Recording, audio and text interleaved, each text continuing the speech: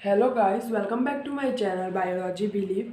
आज हम पार्ट 2 करेंगे माइक्रोब्स इन ह्यूमन वेलफेयर का रिवीजन। पार्ट 1 ऑलरेडी कंप्लीट हो गया है up to the chemical enzyme and other bioactive molecules तक। ऑलरेडी आप लोग देख सकते हो क्योंकि यहाँ पर कितने हाईलाइटर्स मैंने यूज़ कर चुकी हूँ, क्योंकि मैंने वहाँ पर आप लोगों को हाईलाइटेड पॉइंट बताई थी। ठीक है, मतलब कौन सा इंपॉर्टेंट पॉइंट्स आएगा, क्योंकि ऑलरेडी मैं बहुत सारे लेक्चर्स कंप्लीट कर चुकी हूँ इस चैप्टर से। मैं ऑलरेडी बता चुकी हूँ आप लोगों को पार्ट 1 में, और साथ ही साथ हम लोग लास्ट ईयर का क्वेश्चन भी कर चुके हैं इस चैप्टर से। तो आई होप आप लोग सब उस लेक्चर को अटेंड करके आए होंगे, और अगर आप एक बार इस चैप्टर को पढ़ के आए होंगे, this video really help you. Okay guys, so let's started with the microbes in sewage treatment. देखो, सीवेज ट्रीटमेंट का ज़रूरत क्यों पड़ता है हमको? फर्स्टली सीवेज ट्रीटमेंट का ज़रूरत इसलिए पड़ता है क्योंकि पानी में बहुत सारे गंदगी और डेड पार्टिकल्स प्रेजेंट होते हैं जो हमारे बॉडी के लिए अननेसेसरी है। ठीक है, तो उसको हम लोगों को साफ़ करने के लिए दो ट्रीटमेंट का ज़रूरत पड़ता है। What is primary treatment, secondary treatment. ठीक है, प्राइमरी ट्रीटमेंट में क्या होता है, ये फिजिकल रिमूवल होता है। ठीक है, छोटा या बड़ा चीज़ को रिमूव करने के लिए ये काम आता है। तो सबसे इम्पॉर्टेंट पॉइंट क्या है इसमें, क्या पूछा जाता है कि फिजिकल ट्रीटमेंट में, सॉरी फिजिकल रिमूवल में कौन सा यूज़ होता है प्रोसेस? तो that is your filtration and sedimentation. This all removed the floating debris removed sequential filtration. ठीक है, इसमें बहुत सारे जो फ्लोटिंग रहता है ना, ऊपर में फ्लोर रहता है, पत्थर कंकड़, ये सब को निकालने के लिए ये काम आता है।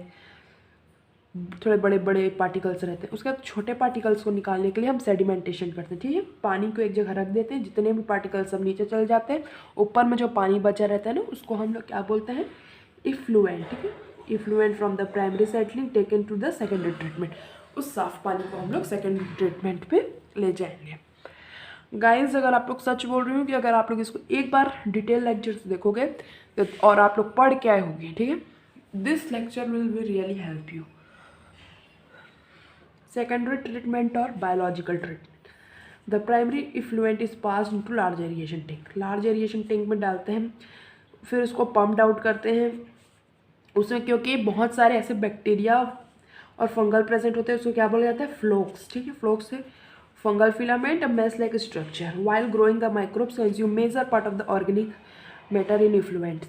अब देखो, इफ्लुएंट तो कर लिए, ठीक है, पानी में उसमें भी बहुत सारे गंदा पार्टिकल्स होगा छोटा छोटा, उसको ये जो बैक्टीरिया फंजाई खा लेते हैं।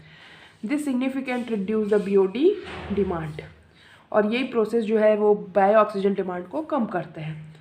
BOD refers to the amount of oxygen that would be consumed, और इस पर्टिकुलर प्रोसेस में क्या होता है, BOD का कम हो जाता है। ठीक है, once the BOD of sewage treatment reduced significantly passed into the settling tank, bacterial flux allowed the sediment is activated sludge। ठीक है, अब वो फिर हम लोग फ्लोक्स, थोड़ा से फ्लोक्स को इनोकुलम जैसे डालते हैं। ठीक है, इनोकुलम मतलब मैं बता चुकी हूँ ऑलरेडी कि थोड़ा सा भी हम लोग फ्लोक्स को डालेंगे तो बहुत सारे में कन्वर्ट हो जाता है, वो पूरा बैक्टीरिया है और फंजाई है, वो फैल जाते हैं। ठीक है, the remaining major pumped into the large anaerobic sludge digester में हम लोग फिर इसको डालते हैं। इससे क्या होता है, सारे मिक्सचर हो जाते हैं, फिर वो सारे चीज़ उसमें घुल जाता है।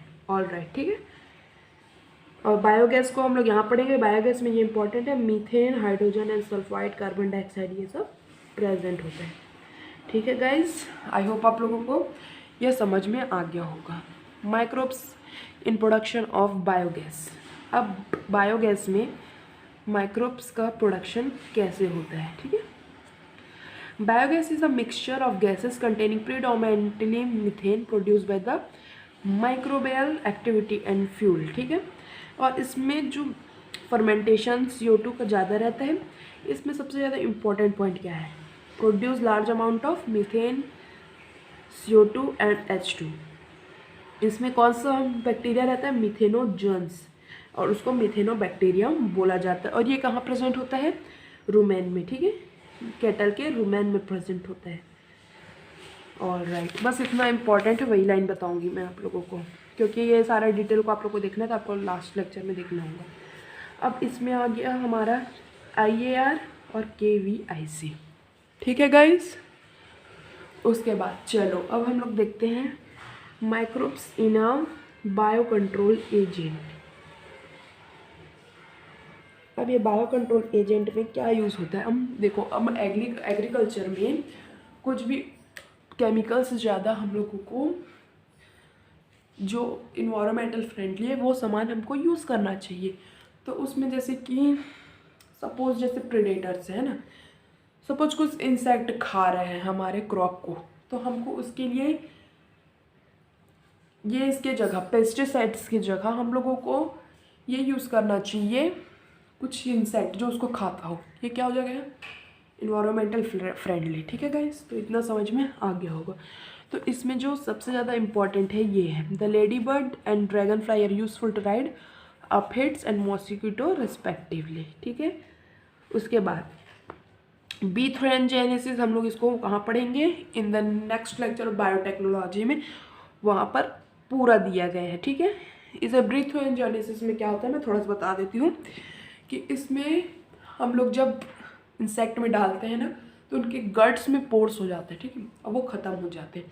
ऐसे बहुत सारे इंसेक्ट हैं जिसमें ये पेस्टिसाइड यूज़ किया जाता है। Alright.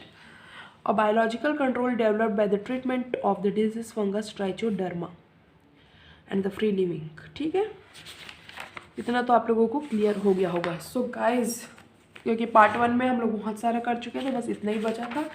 So keep study, be happy and thanks for watching. और गाइज और हम लोग अभी कहाँ, ह्यूमन फिजियोलॉजी के लोकोमोशन एंड मूवमेंट चैप्टर में हम लोग अभी हैं। तो guys keep watching this video, that video ना, लोकोमोशन एंड मूवमेंट और ह्यूमन फिजियोलॉजी के काफ़ी चैप्टर्स कंप्लीट हो चुके हैं। तो फिर लोकोमोशन एंड मूवमेंट के लेक्चर में मिलते हैं। So keep study, be happy and again thanks for watching.